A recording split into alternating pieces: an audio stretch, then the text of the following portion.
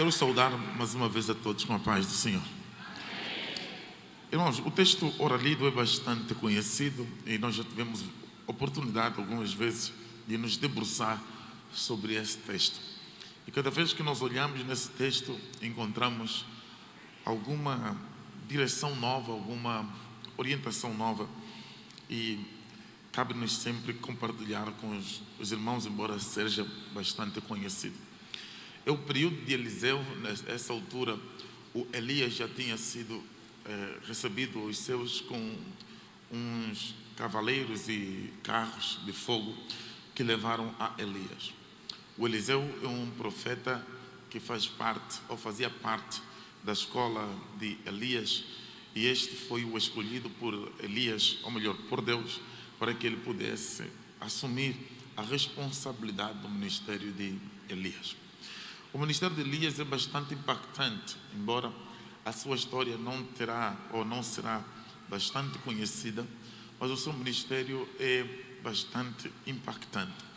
Em todo lugar da nação de Israel, especialmente no Reino do Norte, na capital Samaria, toda a gente conhecia o Elias. O Elias tem uma missão. A missão é esparramar o legado que foi deixado por Samuel e solidificar a missão que Deus colocou nas suas mãos. Essa missão era colocar em ordem a nação de Israel. A nação de Israel estava desavinda espiritualmente, buscando outros deuses, indo para alguns bosques, montes, para adorar aos outros deuses. Na nação de Israel, no tempo do profeta Elias, havia muita, mas muita, até o ponto de absurdo, desvios espirituais. Muita gente estava a preferir buscar e adorar a Baal. O Baal foi introduzido na nação de Israel por conta de uma mulher missionária do diabo que foi sorrateiramente colocada dentro do palácio do governo da nação de Israel. E esta trouxe a adoração a Baal. Há quem diga que ela era mesmo uma sacerdotisa desses deuses. E por essa razão, ela introduz a adoração a Baal e leva consigo, já que ela não era israelita, leva consigo aproximadamente 800 profetas que, com alguns atos ou com alguns rituais satânicos malignos, começam a invadir toda a nação de Israel. Em todos os lugares, os profetas de Baal e de Azera têm a missão de ensinar a nação de Israel a adorar aqueles deuses que eram levantados em bosque, postos ídolos, que eram levantados em montanhas, em vários lugares, até mesmo em ruas da nação de Israel. O Elias é levantado com essa missão de colocar em ordem a nação de Israel. Elias vai ser um profeta não fácil. Ele tem dificuldade de alguma exposição, não se apresenta muito nos lugares públicos. Ele anda nos lugares mais ocultos, ele anda nas cavernas, ele se retira para os ribeiros, ele vai para os montes. Sua vida é em oração, e quando ele aparece é para trazer algum juízo ou para colocar as coisas em ordem.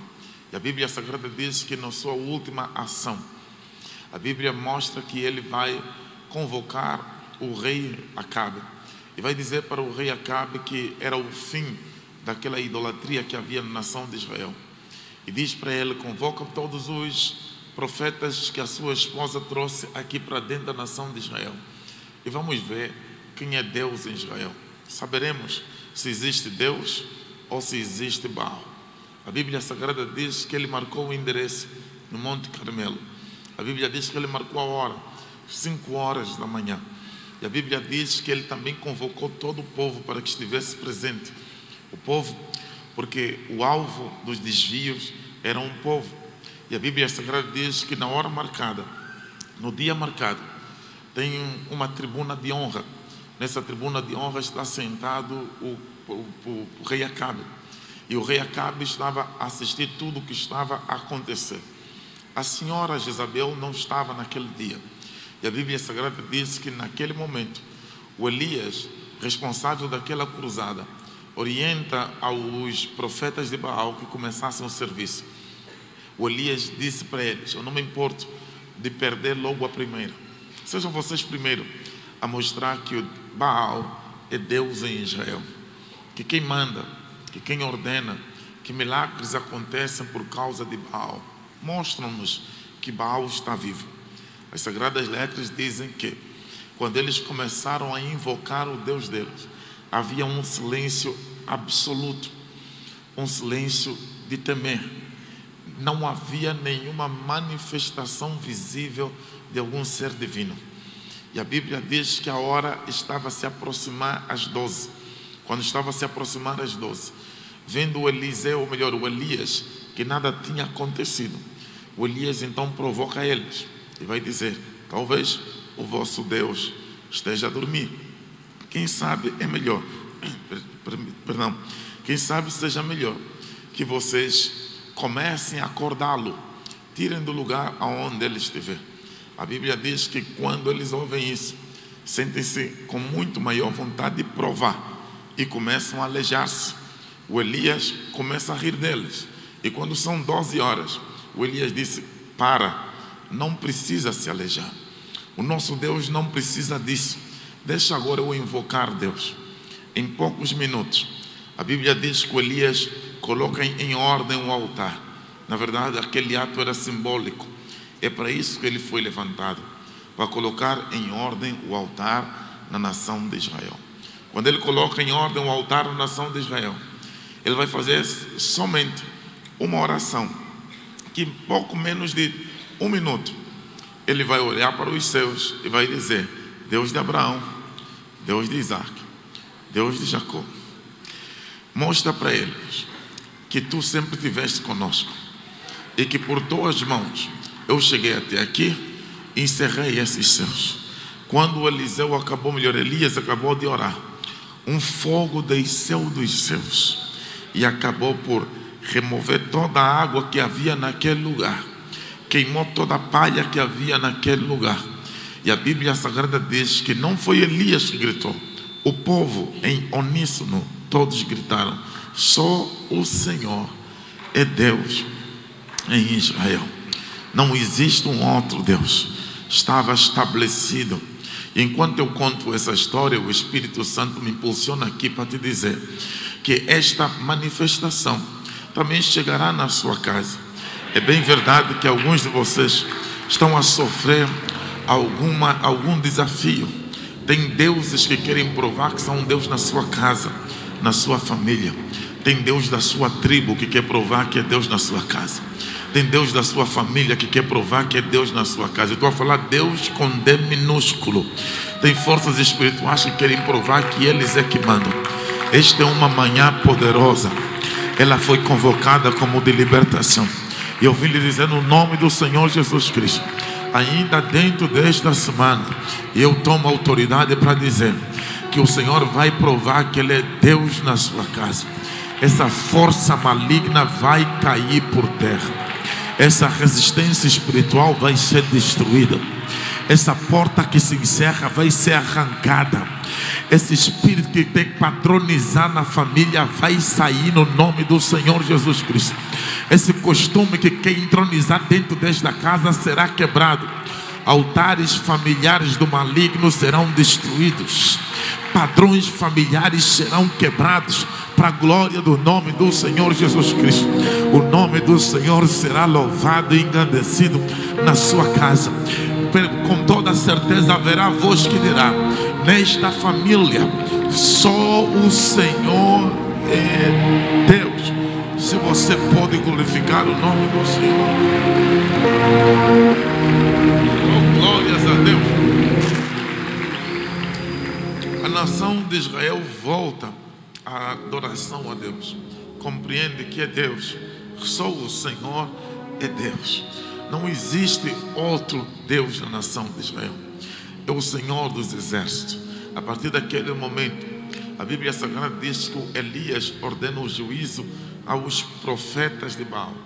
Isso aqui é inevitável. Toda vez que o Senhor manifestar de forma poderosa na sua casa, demonstrando que Ele é Deus da sua casa, pode ficar descansado, que o juízo contra aqueles que se levantavam também já começou. A manifestação opera com juízo. Ele entra e ele ajuiza. Ele não vai manifestar sem primeiramente ajuizar ou sem depois ajuizar. O juízo começou. Os profetas de Baal começaram a ser ajuizados pelo próprio povo que um dia o buscou. Veja, um Deus que é vencido pelo povo que o busca não é Deus. Um Deus que o povo que o busca tem mais força que ele não é Deus. A Deus de Baal foi assim que aconteceu. A Bíblia diz que o Elias sai daquele culto dizendo: Deus é bom, sua bondade dura para sempre. Deus respondeu às minhas orações. O Elias sai daquele culto dizendo: há poder no nome do Senhor. Elias sai daquele culto dizendo: Deus é Deus daquele que invoca os invocam. Elias sai daquele culto dizendo: Deus é fiel. Elias sai daquele culto dizendo: quando Deus quer fazer, ninguém consegue impedir. Mas não se engane, a batalha não termina depois de um bom culto, depois de um culto onde há respostas de Deus. Não termina a batalha. Muitas das vezes é aí que começará a grande batalha. O Elias sai daí e ele vai começar a enfrentar uma batalha pessoal. Ele livrou a nação de Israel, sim. Ele livrou os seus irmãos, sim. Ele livrou a sua grande nação, livrou. Mas ele começou a ter grandes problemas. E o grande problema que ele vai começar agora é pessoal. É uma perseguição pessoal. Quando o inimigo percebe que está diante de um indivíduo que tem força espiritual e unção para libertar a família inteira, o diabo vai querer fazer daquele indivíduo a sua vítima predileta para tentar o destruir, porque sabe que se quebrar ele, vai quebrar toda a possibilidade daquela família ser livre, daquela família ser liberta. A Bíblia diz que começa uma grande pressão sobre o Elias. A pressão não será simplesmente espiritual, a pressão também será emocional. A Bíblia mostra que o rei Acabe, quando chega na sua casa, ele diz para sua mulher: hoje aquele culto foi diferente. Eu já participei em vários cultos em que o Elias me convidou para participar. Nunca vi nada. Mas esse culto que o Elias me convidou para participar, ele chamou também os teus profetas para participar no culto. Sempre que eu fosse no teu culto, eu sentia que havia manifestação do poder. Mas quando eu participei nesse culto, eu vi pela primeira vez os teus profetas sem conseguir se movimentar. Não havia poder nenhum na cara, nem na face, nem nas ações dos teus profetas. Mas quando o Elias tomou o lugar, quando o Elias começou a orar, eu via descer dos céus fogo. E o fogo desceu no altar que eles haviam montado. E eu via a água do rego a ser lambida, a ser levada. Eu vi o povo todo a glorificar o Deus de Elias. Nunca vi coisa igual. E quando o profeta, o Deus de Elias, começou a ser glorificado, todo o povo se levantou contra os teus profetas. Nenhum profeta está vivo para contar a história. Quando Jezabel ouviu isso, em vez de se alegrar ou ainda dizer: eu quero conhecer o Deus do Elias, não, ela disse: já que é o Elias. Ela não entendeu que a briga não é com Elias, a briga era com Deus. Ele não entendeu que quem estava a fazer aquilo não era o Elias, era Deus. E é importante que você entenda isso. Tudo que vai acontecer na sua vida não é você, é Deus que está fazendo, é Deus que está a operar. Oh, glórias ao nome do Senhor Jesus Cristo. Quando você vir as portas se abrindo, quando você vir aí pessoas elogiando o seu percurso, você pode ficar consciente que é Deus que está fazendo. Então não tira essa honra para ti. Diga para eles: é Deus, é o Senhor que está a operar, é o Senhor que está a fazer. Há sempre um distraído a teu lado que não compreenderá que aquilo que está acontecendo na sua vida não tem nada a ver consigo, tem a ver com Deus que você busca. Tem sempre um distraído que pensa que aquilo é lobbies, é oportunidades, é influência, é porque as pessoas gostam de ti. Não sabe que quem está a patrocinar tudo isso é um só, é Deus. Aliás, eu quero nesta manhã, em nome do Senhor Jesus Cristo, enquanto prego, transformar essa declaração em uma oração, para que o favor de Deus entre na sua vida e lhe ajude nas suas lutas, nas suas batalhas. Eu sei que tem pessoas aqui que estão a enfrentar batalhas difíceis e não conseguem ver um horizonte. Que este dia, essa ministração se manifeste em uma intercessão para ti.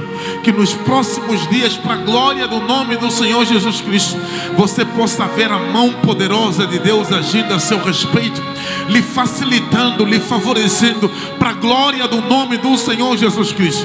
Que essa operação não começa por fora, começa por dentro. Que o Senhor comece mudando alguns aspectos internamente na sua vida, para impactar fora, e as pessoas poderem ver que Deus está agindo, Deus está agindo. Tem aqui alguém que compreende isso? Deus vai começar a agir. Quem pode glorificar o nome do Senhor?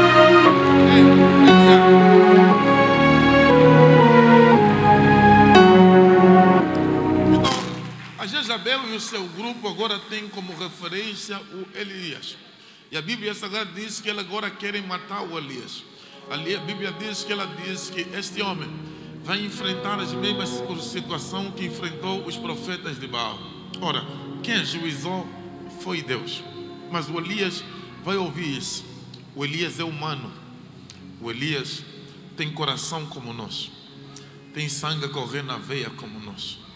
O Elias enfrenta as mesmas lutas que nós. A Bíblia Sagrada diz lá em Tiago que o Elias era um homem sujeito às mesmas paixões que nós. O que o Tiago estava a dizer é: não havia nenhuma diferença a nível da humanidade entre nós e Elias. A nossa humanidade era igual à humanidade de Elias. O Elias também ficava triste. O Elias também se alegrava. O Elias, apesar de ser um homem que movia os céus com uma oração, até o ponto de fogo descer dos céus para responder à sua oração, também era um Elias que se sentia pressionado emocionalmente. A Bíblia diz que quando ele ouviu essa palavra de Jezabel, no mesmo dia que terminou o culto, a Jezabel decidiu estragar o culto do Elias. A Jezabel disse: essa alegria não vai durar para sempre. Eu vou arrancar essa alegria de Elias. Se ele saiu de um culto poderoso, eu vou fazer com que esse culto se transforme no pior pesadelo do Elias. O Elias não vai viver em condições. Sempre que um culto direcionar a sua vida ou manifestar um poder até o ponto de direcionar a sua vida para o seu destino, o inimigo vai se levantar. O problema muitas das vezes é o que acontece no culto, porque tem cultos que eles veem como chave para mudar a sua vida. Tem palavras que você ouve no culto que estabelece coisas na sua vida. Tem cultos que você não vê um milagre visível acontecer, físico acontecer, mas acontece um milagre na esfera espiritual. Tem culto que te abre o entendimento, ilumina a sua mente e te faz você sair daqui sentindo-se como se o próprio Deus tivesse te colocado no colo e te arrastar para o teu destino. Oh, glórias ao nome do Senhor Jesus. E o que a Jezabel quer fazer é impedir, parar, quebrar a ação ou todos os sinais que virão por meio deste culto. Então ele vai atacar o Eliseu. O Eliseu, quando ouve aquela mensagem, o Eliseu deprime. Nem parece que é a mesma pessoa que participou no culto anterior, que participou em um culto onde ele viu o poder de Deus. A Bíblia diz que o Eliseu, quando ouve aquilo, ele vai fugir. Não é a primeira vez que o Elias foge. O Elias já fugiu quando fechou os céus por uma oração e disse: não vai haver orvalho, não vai haver água enquanto eu estiver aqui, por 3 anos e 6 meses.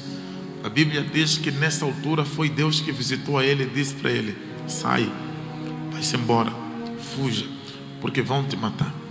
Quando Elias está a fugir a primeira vez, ele foge com alta disposição. Quando Elias está a fugir a primeira vez, ele foge sabendo que a vitória está nas suas mãos. Era uma questão de tempo. E Elias compreendia que há tempo de batalhar, mas também há tempo de se abrigar. há tempo de evitar batalhas. E aquilo era a estratégia de Elias, era evitar batalhas. Não vale a pena batalhar agora, o tempo da batalha voltará. Então aquela fuga de Elias é bem diferente dessa nova fuga de Elias. Essa nova fuga de Elias tem a ver com uma palavra que ele ouviu que ele não conseguiu suportar. Ele assimilou a palavra, ele acreditou naquela palavra, e ele acredita que sim, que ele poderá ser morto. Então ele vai, e a Bíblia diz que ele deita-se debaixo de um zimbro. O Deus que chamou Elias não abandona o Elias a qualquer momento. O Deus que chamou Elias conhece as fraquezas do Elias, e ele corre atrás do Elias debaixo do zimbro e diz para o Elias: Elias, levanta, coma e beba, porque muito longo será o teu caminho. O que Deus está a dizer para ele é: ainda tens muito caminho, teus pés ainda vão pisar muita terra, não termina aqui a tua jornada. Tem muita gente que não te quer em vida, mas eu te quero. Tem muita gente que quer destruir, mas eu te quero em pé. Não se assusta com a multidão que se levanta contra ti, porque eu estou contigo. Você ainda precisa de profetizar para muitos povos, para muitos lugares. Não é uma mulher que perdeu a direção do inferno que vai te desviar do meu propósito. Levanta-te, coma. Você tem muito caminho ainda para ir. O sentimento que nós temos quando estamos a passar por uma pressão, por uma aflição muito grande, é que nós já não teremos mais caminhos para andar. E eu vim aqui para desfazer esse sentimento que eventualmente esteja na sua cabeça. Uma crise é uma experiência que Deus está a te passar, não é um fim de um capítulo na sua vida. Uma crise é somente um novo aprendizado que Deus quer que você tenha. Deus não vai parar o programa de salvação na sua vida por causa de uma crise que você enfrenta. Lembra, um dia você disse: eu aceito Jesus como meu único e suficiente Salvador. Lembra que um dia você declarou que eu abandono este mundo para viver debaixo da graça de Deus. Lembra que um dia você teve que abrir mão de tanta coisa. Um dia você teve que negar a si mesmo. Um dia você teve que negar este mundo. Um dia que você teve que negar meios, mesas, lugares. Não, isso não é para qualquer pessoa. Isso é para aquelas pessoas que pagaram um preço alto, para aquelas pessoas que deixaram de sentar em mesas, deixaram de ir frequentar lugares, deixaram de praticar determinadas coisas e decidiram olhar para Jesus como a sua porta, como a sua vida, e que decidiram se santificar, decidiram colocar a sua vida em retidão. A este eu vim lhe dizer que o Senhor não vai desistir de ti. Por mais que o inimigo se levanta com toda a força, ele reuniu todo o inferno, juntou-se inclusive com todos os feiticeiros da família do seu parceiro, e disseram que agora vamos derrubar, vamos destruir ele. Eu vim lhe dizer, para a glória do nome do Senhor Jesus Cristo, até este dia já estava escrito nos céus. Eu vim lhe dizer que eles já começaram a ruir, já começaram a cair. Este é um culto que vem confirmar isso, para a desgraça de Satanás e glória do nome do Senhor Jesus Cristo. Já começaram a cair. Quem pode engrandecer o nome do Senhor Jesus? Já. Elias não é qualquer pessoa. Elias não é qualquer um. Elias não é qualquer profeta. Elias não é qualquer indivíduo. O Elias não é qualquer um que está aí ministrando. O Elias tem compromisso. O Elias tem chamado. O Elias sabe o que é renúncia. E a Bíblia Sagrada diz que o Senhor vai dizer: ainda tem muito caminho, ainda vai chegar muito longe. A Jezabel não vai colocar o fim ao propósito que eu tenho na sua vida. Não é o diabo que tem poder de te parar. Não é essa circunstância que vai te parar. Você pagou um preço alto, eu paguei um preço alto por ti. Você vai chegar para a glória do nome daquele que está vivo e reina para sempre. Oh, glórias a Deus. Eu quero que você saia daqui sorrindo na cara do inimigo. Diga para ele que eu tenho um Jesus que um dia aceitei. Eu tenho um preço que um dia paguei por esse Jesus. E não é o inimigo que está enciumado que vai me destruir. A Bíblia Sagrada diz que o Senhor lhe diz: sai. E quando ele sai, ele vai para uma caverna. Na caverna, repara, nem aquele culto que foi ministrado por um anjo conseguiu levantar o Elias. Irmão, tem lutas que nós enfrentamos que parece que o culto nem está a decorrer. Tem batalhas que nós enfrentamos que nem parece que nós participamos no culto.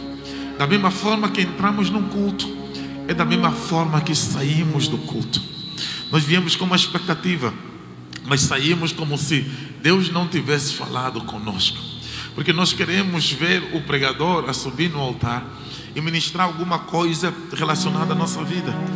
Só que o que você precisa de compreender é que muitas das vezes a palavra não poderá ministrar alguma coisa sobre a sua vida, mas o Espírito Santo de Deus presente na sala, oh glórias a Deus, Ele pode abraçar o seu coração, e uma palavra que está a ser ministrada que nada tem a ver com a sua vida pode encontrar no seu coração repouso, e pode lhe curar, e pode lhe fazer levantar. Não porque foi a palavra, mas porque o Espírito de Deus está presente, o amor de Deus está presente. Oh glórias ao nome de Jesus Cristo. Se você for para o livro da primeira carta, a primeira carta do apóstolo Paulo a Coríntios, o capítulo de Números 13, o último versículo, aí está uma declaração que nós chamamos a bênção apostólica. O apóstolo Paulo diz assim, que o amor de Deus e a graça do nosso Senhor e Salvador Jesus Cristo, ou melhor, ele começa dizendo que a graça do nosso Senhor e Salvador Jesus Cristo, o amor de Deus e a comunhão do Espírito Santo sejam com todos vós. Por que que Paulo fala sobre isso? Primeiro, o que nos salvou é a graça, e a graça de Deus não foi a procura de alguma qualidade na sua vida. Ele te escolheu porque Ele decidiu escolher por vontade própria, é a graça. E depois ele fala do amor de Deus. O motor que moveu a vinda de Jesus Cristo na terra é o amor de Deus. A Bíblia diz em João capítulo 3 versículo 16, e Deus amou o mundo de tal maneira. É como Paulo quisesse dizer, lembra que você é amado, lembra que Deus te ama, lembra que Ele está presente. E ele termina dizendo, e a comunhão do Espírito Santo. Ele diz que o Espírito Santo estará presente o tempo inteiro. Ele está em comunhão contigo, Ele está dentro de ti, Ele caminha contigo todos os dias. Se algum dia você se sentir abandonado, lembra que Ele está presente e está dentro de ti. Ele está todos os dias contigo.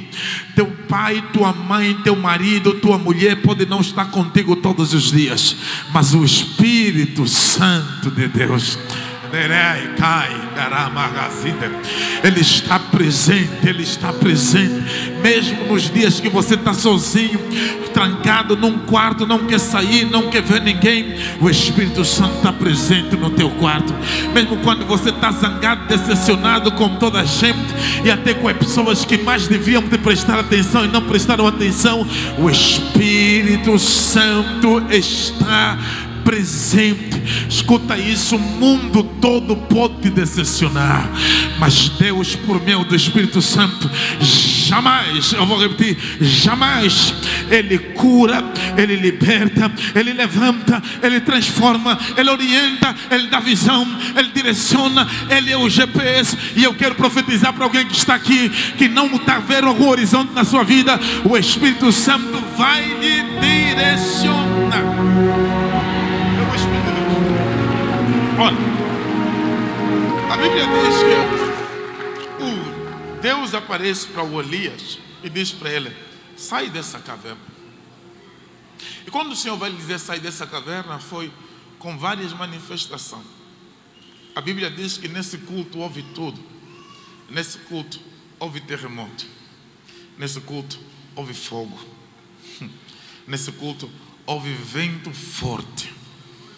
Mas o Elias, como não estava naqueles dias, Elias olhou para o terremoto e disse, não quero nem saber de terremoto.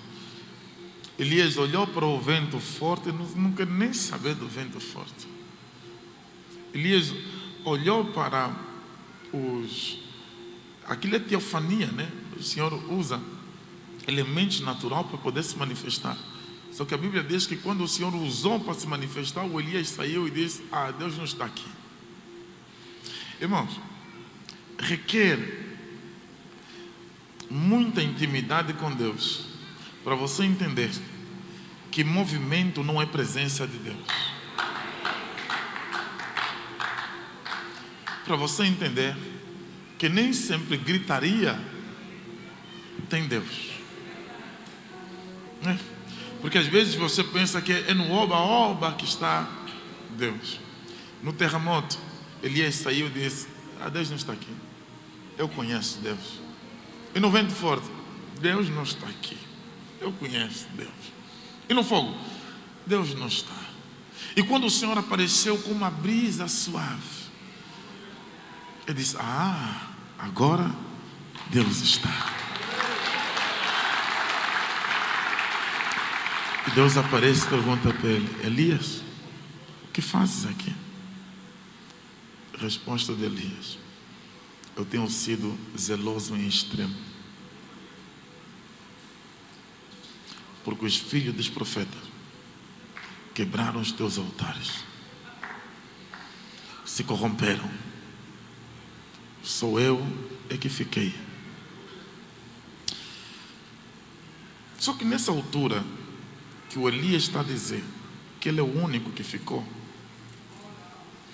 eles já tinham conversado com Obadias, e o Obadias já tinha lhe dito que ele tinha profetas que guardou e os alimentava de 50 em 50 porque estavam escondidos. Você lembra? Quando o Elias está a voltar do ribeiro de Querite, o Elias se encontra com Obadias e ele diz para Obadias: avisa para Acabe que eu quero ter uma reunião com ele. O Obadias disse para ele: não brinca comigo, não faça uma coisa dessa, porque eu sei como você, porque você fala e depois você desaparece. Se eu falar para o meu senhor que você está aqui e depois você desaparece, vai ser um problema. E olha, eu já tenho tido problema porque guardei profetas e tenho os alimentado de 50 em 50. Então o Elias sabia que tinha profetas guardados. Só que o Elias é daquele que pensa que os que estão guardados são covardes e não entende que tem tempo para tudo. O facto de você estar a falar, os outros não estão a falar, nem que os outros são covardes. Às vezes não chegou o tempo deles ainda de falar. Respeita somente este processo. O sentimento que nós temos é que quando nós estamos a falar e os outros não estão a falar, covardes. Às vezes aquele que não está a falar fez a leitura do tempo.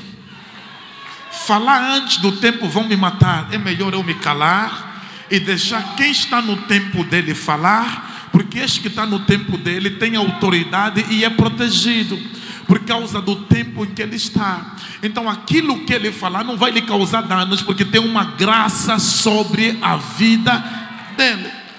Então o Elias está a dizer: todos eles são covardes. Eu vou te falar porque que eu citei o Elias aqui, porque que eu dei esse rodeio todo aqui. Poderei não falar de todo o texto que eu li, mas eu vou falar o essencial.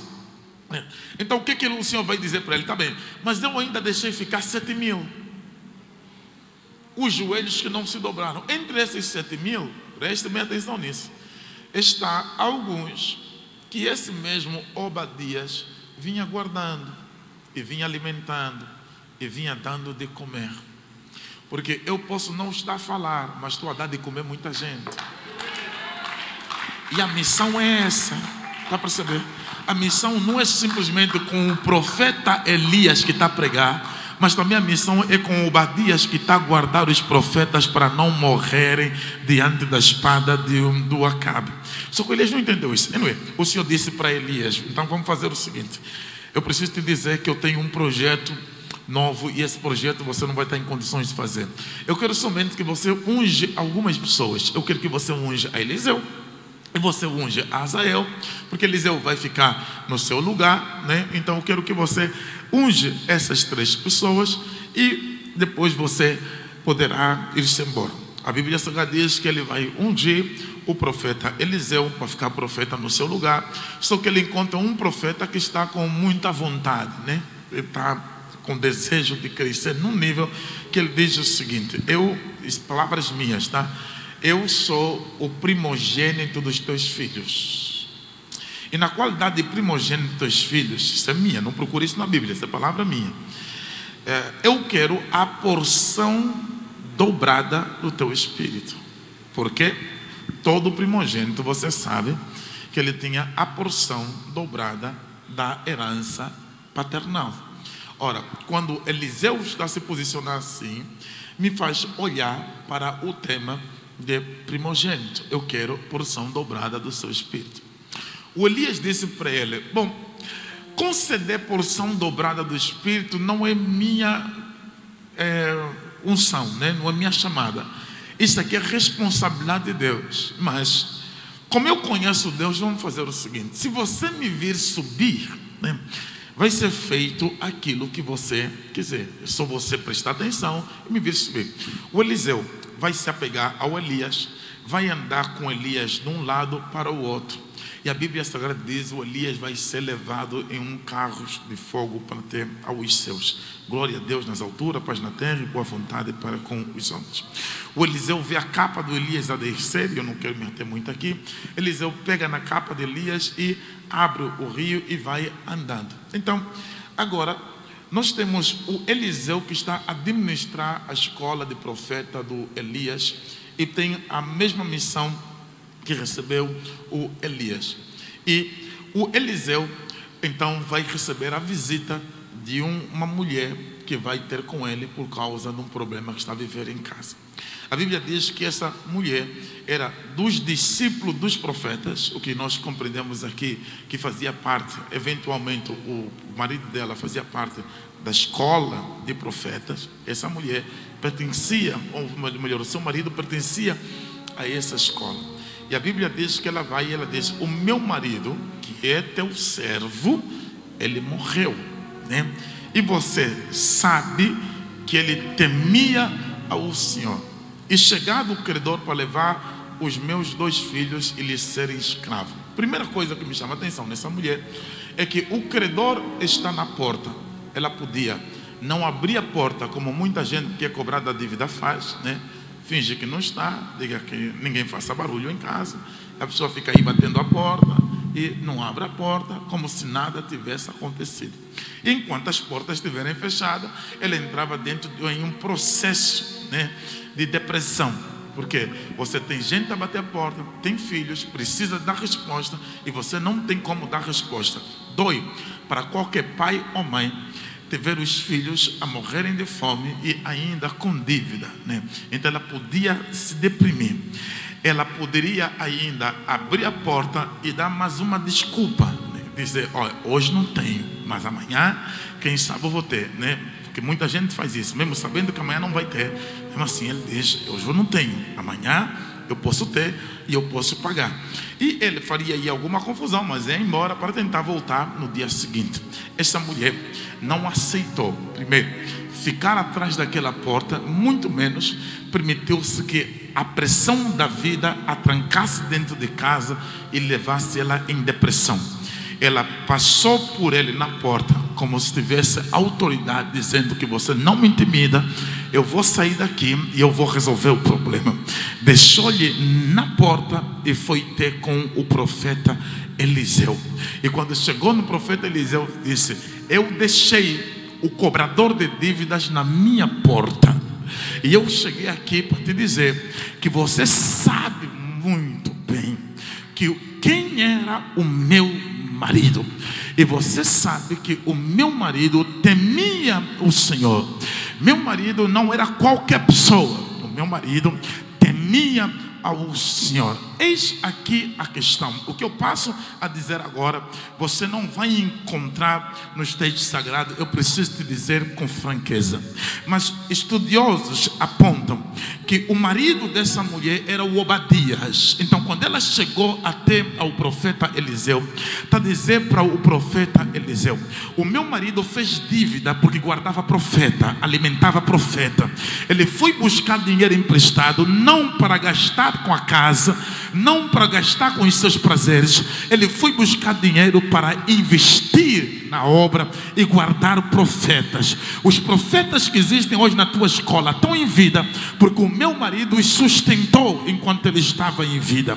E agora aparece alguém que perdeu o caminho e quer remover ele das minhas mãos. É como se ele tivesse a dizer: o reino tem dívida com a minha casa e agora vem o diabo, quer se aproveitar e quer remover os meus filhos. Eu posso pregar para alguém que está aqui. Eu vim lhe dizer no nome do Senhor Senhor Jesus Cristo que os teus filhos não vão ser arrastados. Não serão arrastados, porque você não está brincando de ser crente. Eu só não estou a falar de alguém que estava brincando de ser crente. Eu estou a falar de alguém que não estava brincando de ser crente. O que aquela mulher estava a dizer é: meu marido não era brincalhão, não brincava de ser crente. Meu marido era crente, era temente, era adorador. Agora o diabo não vai fazer a minha casa passar vergonha. Alguma coisa tem que acontecer. Eu preciso dizer para alguém que está aqui: toda vergonha que está destinada à sua casa, pelo poder e autoridade que é no nome do Senhor Jesus, não prosperará.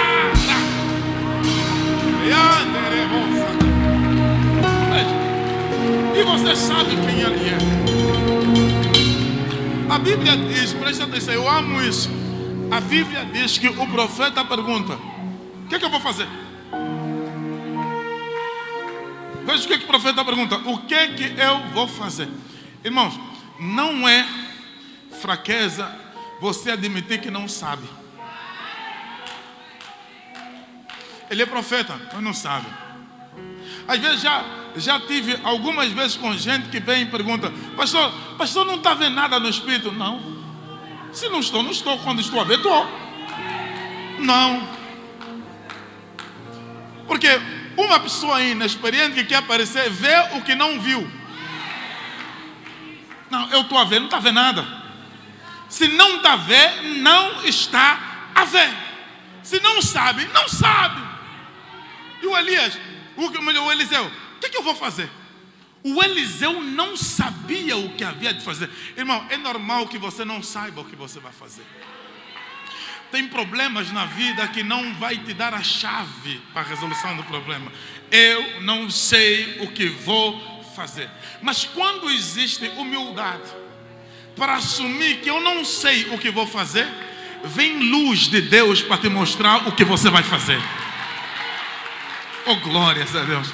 Porque quando você está dizendo eu não sei o que vou fazer, você está a reconhecer a tua humanidade, a sua limitação enquanto ser humano, está a submeter diante de Deus, daquele que conhece e sabe todas as coisas. É o que hei de fazer. Oh, a mulher também foi buscar a solução. E ele está perguntando para a mulher: o que é hei de fazer? E a resposta da mulher: silêncio.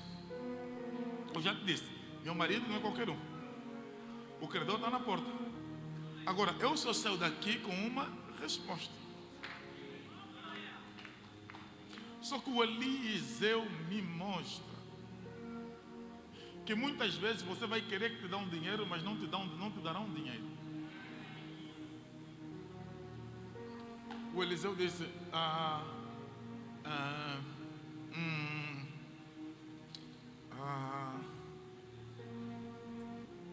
ok, teu marido foi importante aqui mesmo. O que você tem em casa?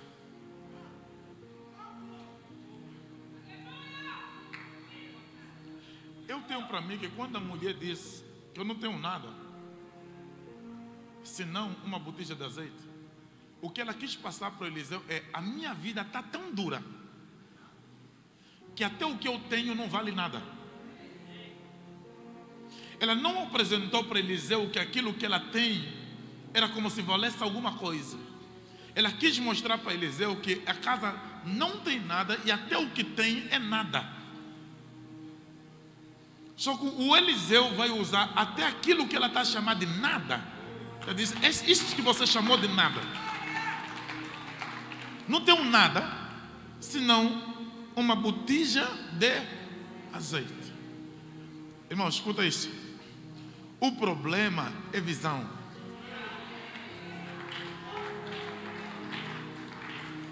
O problema, vou repetir, é visão.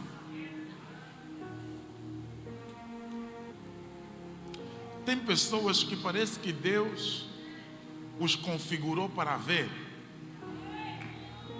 mas cinderema.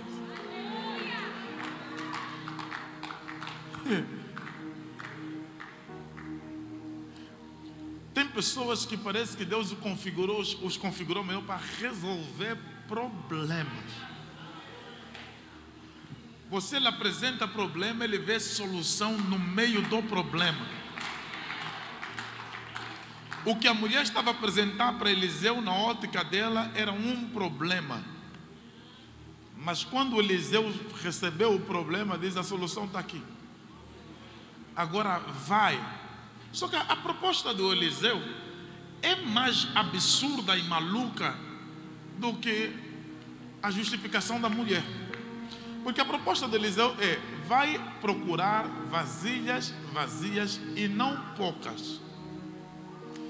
E entra na sua casa, presta atenção nisso, passa na cara do cobrador, deixa lá na porta, entra na tua casa, fecha a porta na cara do cobrador, entra no seu quarto, fecha a porta, tu e os teus filhos, e pega neste azeite aí dentro e enche. Então o cobrador vai te ver a entrar só com vasilhas vazias, se questionará: mas o que é isso que está a acontecer?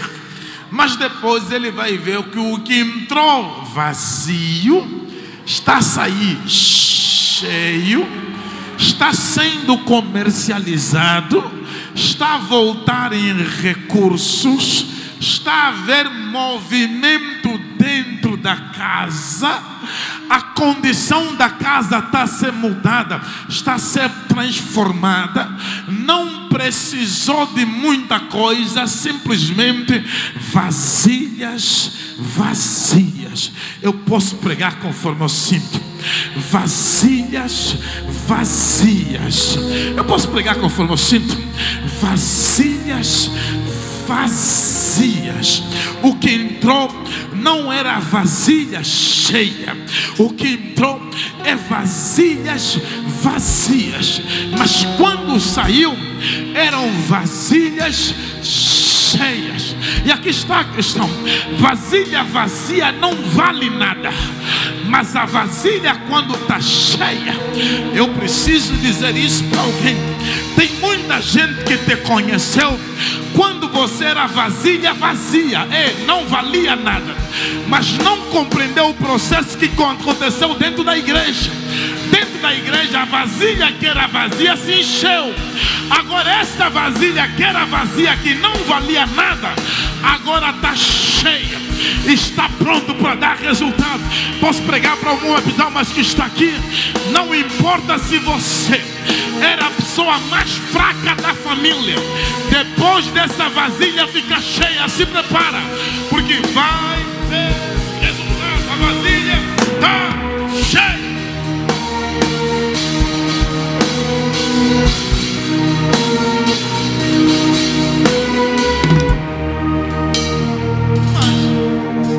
Mas, eu termino aqui.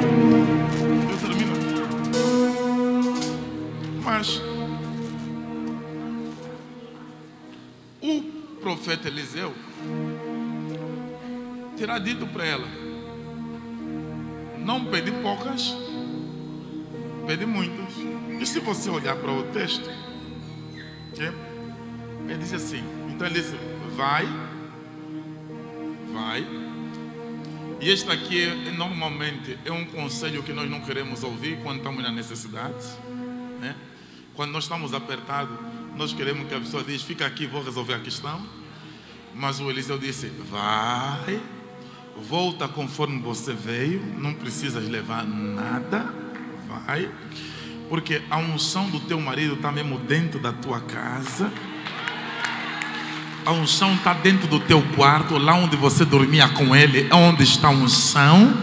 E lá onde você dormia com ele é que vais encher as vasilhas, porque a graça já repousa naquela casa.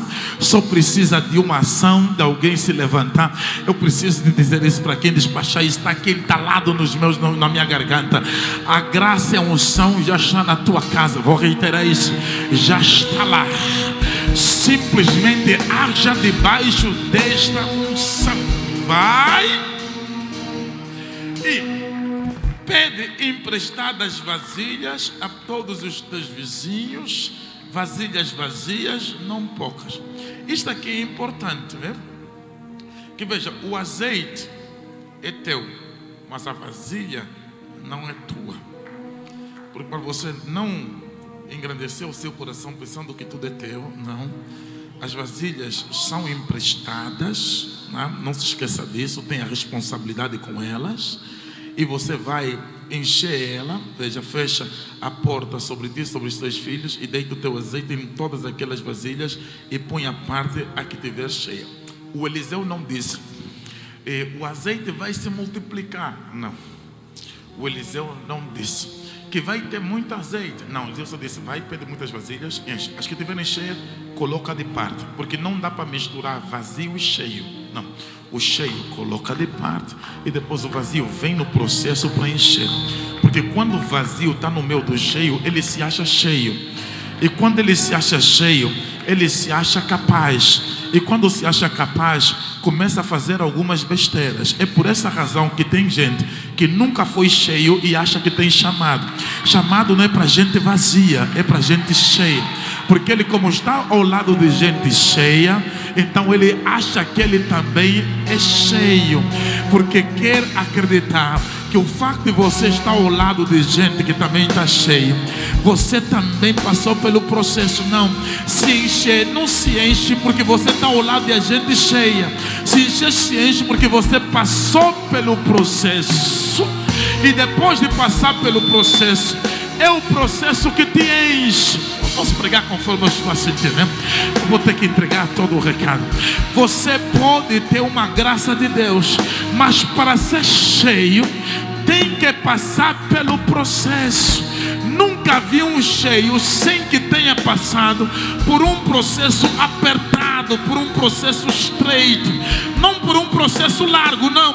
O processo largo provoca vazios. O processo apertado, estreito, enche pessoas. Eu posso pregar para algumas pessoas que estão aqui, que sabem que a unção, apesar de ser pela graça de Deus, mas existe caminho estreito que você precisa de entrar para poder receber esta unção. Então, por isso, o cheio, coloca de lado. E o vazio, passa pelo processo, porque todo mundo tem que ser cheio. Agora preste atenção. Terminaram as vasilhas e ela disse assim: manda vir mais uma. Ainda tem azeite. Preste atenção. E o filho disse: não tem mais. Não tem mais. Tem azeite, mas não tem vasilha. Vou repetir: tem azeite, mas não tem vasilha. Vasilha disponível não existe.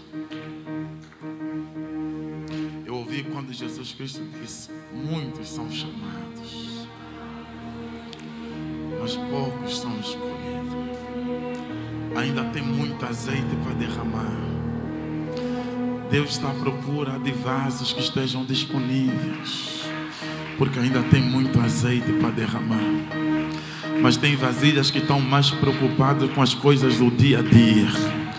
Tem vasilhas que estão mais preocupadas com os prazeres da vida. Tem vasilhas que estão mais preocupadas com as coisas materiais. E o Senhor diz: eu tenho muito azeite para derramar. Eu estou à procura de vasilhas. E a resposta é: já não tem mais vasilhas. Mas como se tinha muitas vasilhas, as disponíveis já não tem. Nesta manhã eu quero falar para alguém que anda a fugir essa chamada de Deus, que entende que há muito tempo o Senhor anda a tocar no seu coração: venha, mas as lutas da vida andam a lhe afastar. Oh, vasilha, venha, Deus quer te encher. tem azeite destinado para ti. Eu estou a falar para algumas pessoas que outras já estavam a servir na igreja, mas as coisas da vida lhe arrancaram dentro da casa de Deus. O azeite está à tua espera, quer te encher. Oh, vasilhas, chega, se achega. Deus quer usar. E veja que as vasilhas, elas não são cheias diante do público. As vasilhas são cheias dentro do quarto fechado. As vasilhas não são cheias diante dos olhos da maioria das pessoas. Pare de pensar que servir Deus é aparecer. Não tem nada a ver com aparecer. É intimidade, é no lugar fechado, é no lugar trancado, é no quarto fechado.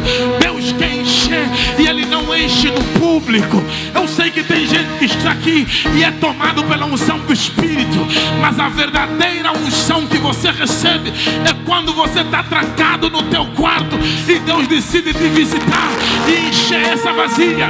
Eu quero crer no nome do Senhor Jesus Cristo que tem uma geração de vasilha que Deus vai levantar e vai encher.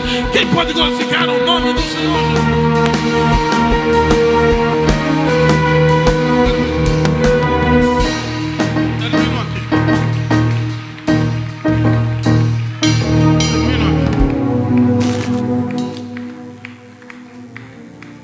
A viúva que tinha os filhos todos para morrer,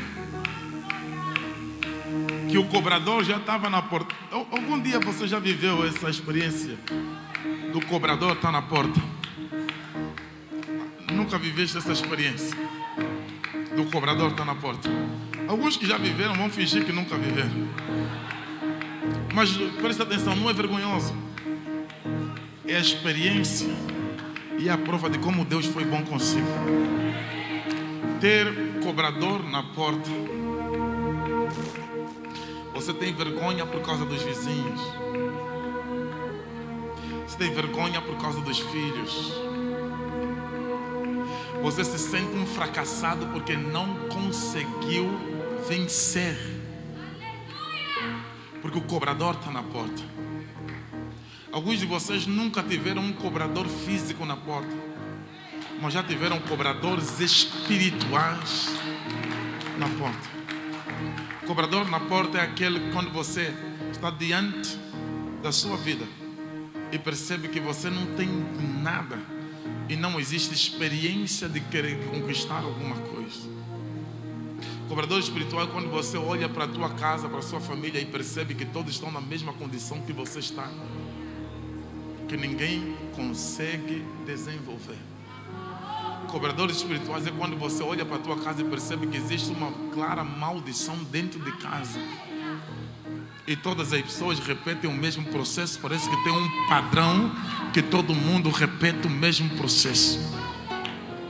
É como se tivesse uma entidade espiritual que está a dizer que esta família me deve e ninguém nesta família vai conseguir sair dessa linha. Mas tem uma mulher que não tem medo de cobrador.